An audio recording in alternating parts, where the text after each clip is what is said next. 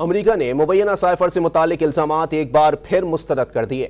ترجمان امریکی محکمہ خارجہ نے زیر گردش مبینہ سائفر کے درست ہونے سے متعلق سوالات بھی اٹھا دیے۔ واضح کیا کہ اگر مبینہ سفارتی دستاویز کو درست مان بھی لیں تو اس سے کہیں بھی امریکی سازش ثابت نہیں ہوتی۔ ترجمان میتھیو ملر نے اعتراف کیا کہ امریکہ نے ڈنکے کی چوٹ پر سابق وزیر اعظم کے دورہ روس پر اعتراض کیا تھا۔ سابق وزیر داخلہ رانا ثناء اللہ نے اسکینڈل کی تحقیقات آگے بڑھاتے ہوئے چیئرمین پی ٹی آئی کو کٹہرے پر لانے کا مطالبہ دہرا دیا۔ امریکی محکمہ خارجہ کے ترجمان نے سائفر سے متعلق زیر گردش خبروں سے لاتعلقی کا اظہار کرتے ہوئے واضح کیا کہ دستاویزات کے بارے میں نہیں معلوم یہ اصلی بھی ہے یا نہیں۔